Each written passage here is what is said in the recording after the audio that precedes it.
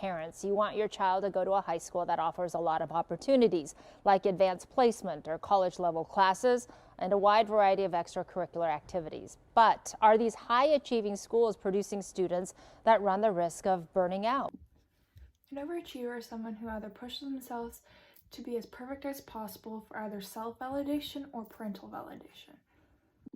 Self-validation is when you want to feel like you earned something, and that comes with academics, sports, or either at your workplace.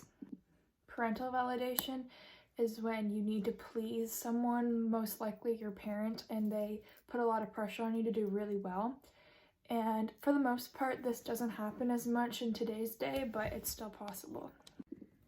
Along with being an overachiever comes burnout.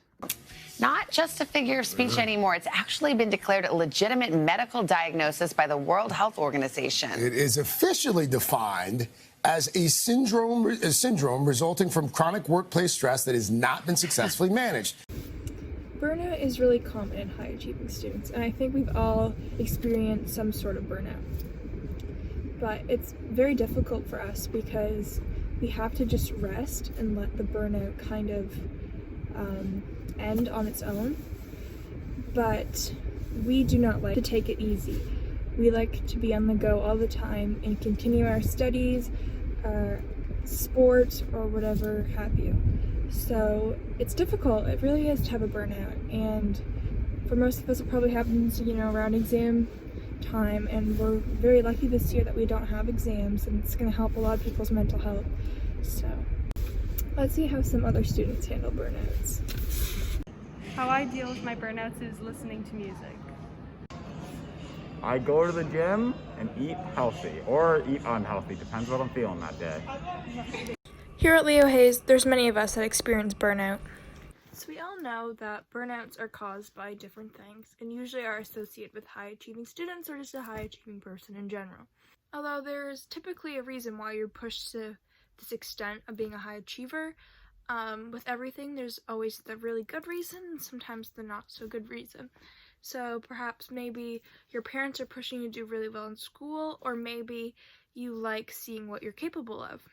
So I have a student here that talked about, some of her better strength with being a high achieving student and maybe not her best strengths with being a high achieving student. I don't feel any parental pressure to do well in school. I have my own motivation, I think, and I get my work done on my own time. But I have support from my parents. They're always encouraging me to do well, and they don't care what my grades are as long as I'm doing my best. I feel pressure to do well in school mostly for myself. I want to be able to go to university and to do well, so in order to do that, I keep my grades good for scholarships, but I don't feel any pressure from the school to have good grades. For me, I think yes. I definitely procrastinate a lot and I won't do my school in the evening, but it is constantly on my mind. I'm thinking about what I have to do, but I'm not getting it done. I think teachers can be pretty quick to judge and to not be very understanding when it comes to students struggling. I think that that's easy. I understand why that happens because there are a lot of students that don't try, but especially this year, it was a lot harder for students, and I think that teachers could be a lot more understanding. Everyone needs an outlet in life. Some people will choose the best ones, possibly like exercising, reading, and journaling. Other outlets can be negative, though. I do believe that's why adults worry about us high-achieving students. Here we have a student who her outlet is hockey. Yeah. My dad, he was a really good hockey player. He played AAA on a lot of really good teams. He was the captain, so I kind of feel pressure to live up to him. Yeah, definitely the pressure comes more from me because my parents have always been extremely supportive with whatever I do, and I've always pressured myself. I don't really find it hard to balance school and hockey, mainly because hockey for me is more of a stress reliever, because when I step on the ice, kind of everything else goes away, so yeah. I would consider myself an overachiever. I've kind of gotten lazier in grade 11 and 12, definitely, especially since we had that quarantine. It's a lot harder to get motivated, but I do consider myself an overachiever. Every person's outlet is different. Hi, I just got out of the gym hence the sweaty everything. Could barely walk to my car, which is a good thing for me. But yeah, that's how I deal with stress and anxiety, is I go to the gym and work myself so hard to the point that it could be considered almost too hard. But I also find with myself that I have two really hard in, and that is academics and athletics. And I find I will get burnt out with either one or the other, and never really at the same time, because I either use one as a coping mechanism or the other. So I'm finding right now school is stressing me out quite a bit. You know, before the break and everything, you have to get a lot of stuff done. So I've been going to the gym a lot more recently. And then sometimes I'll be burnt out from working out. I'm just like, I have no motivation to do anything like that. And then I will really focus in on school, do extra things, read, things like that. So I think a lot of people, a lot of overachievers have that as well. They have two things that they balance on, and they bounce back and forth. I wish I could just, you know, be happy with both, but I find that's rarely the situation for me. And in the summertime is when I feel like content with reading and then also working out at the same time, but there's no school, so. Hi, so it's just during the Christmas break right now, and I thought I would come on here and add that kind of my whole life, and it's kind of a stereotype as well, that high achieving students are always have the best grades. You know, they always get like 100s, 90s, you know, they're considered the smart kids, the nerds. But I realized that is not true at all. Like, I do well in school, but I wouldn't say that I'm like considered, you know, the smartest person ever. I don't do really well in math. I've never done really good in math, but it doesn't mean I don't work my butt off to do really good in math. So, I don't know. It is kind of the stereotype that you have to be high achieving and be smart at the same time, when really it's just a driven personality. Like, it's more personality than academics in my brain. You know what I mean? Just thought I'd come on here and say that. So we have these coping mechanisms, but how do we know if they're good or not? Well, you kind of have to look into, do they bring you joy? And if they do, then they're most likely good coping mechanisms. But would your loved one, no matter who that is, like a parent or anything, approve of what you're doing?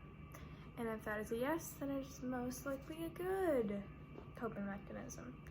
And I know that's why a lot of parents, I've said this before too, why a lot of parents worry about us overachieving students, because we can have really bad coping mechanisms. So here's just a little interview with my mom, talking about how she sometimes worries about me and just being an overachiever in general.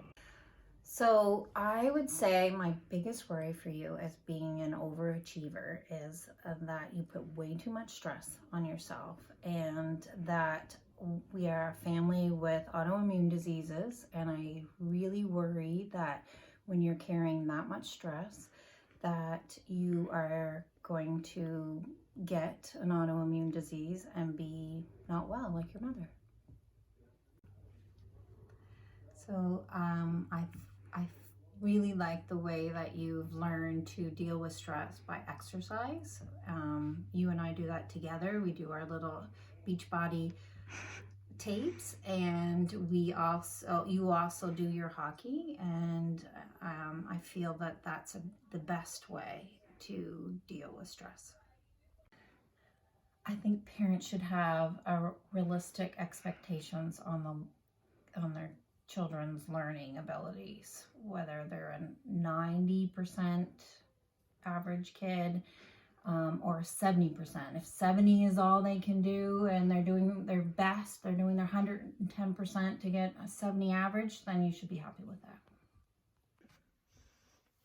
Hi, so I think that it's really dumb that some teachers like pick on students. Like, that's not their goal at all. Like, their job is to teach and educate children, and they pick on them for, you know, not being as bright as other students. And I truly believe this, that If a student is not trying 100% at school, then they are putting their effort towards something else at home. So yeah, I just personally, like, that's how I feel it is. Like, I know no one that just doesn't try at school for no good reason. So yeah, that's what I think, and I think it's dumb that teachers pick on students. Like, what? Type A overachiever types out there who are obsessively driven and almost to a fault. So at the end of the day, we need to realize that life is more than just putting pressure on ourselves. We need to enjoy the things that make us happy. I think sometimes we get caught up in our studies and just trying to be perfect that we don't realize all the little things around us that are making us happy. You want to look back on life and realize that you really appreciated the small things, things that made you laugh and just have a good time. You know, overachievers are not understood, but I think it's important that I bring light to this topic today. Thank you guys for watching, and I really hope you enjoyed my little video or documentary on overachievers. I chose this topic because I know that each and every one of you watching this right now in the class is an overachiever. And I know that it can be difficult, and I don't think that our problem, per se, is spoke about enough. I talked to Miss Hanson, the guidance counselor at a school, and she basically said that she worries equally about us as to the resource kids that really struggle in school. So, we're definitely a different breed, you could say. I really enjoyed making this. It was a fun process, and it was something totally new to me. I've never even opened iMovie before this year. So, yeah, I just wanted to say you guys were a great class this year, and I learned a lot from each and every one of you, and you guys are the reason why I chose this project. So I hope you can take this information and go with it and hopefully improve your quality of life of being an overachiever. And for my favorite clip of the entire documentary... Want to say half a house? Yes. What do I say again?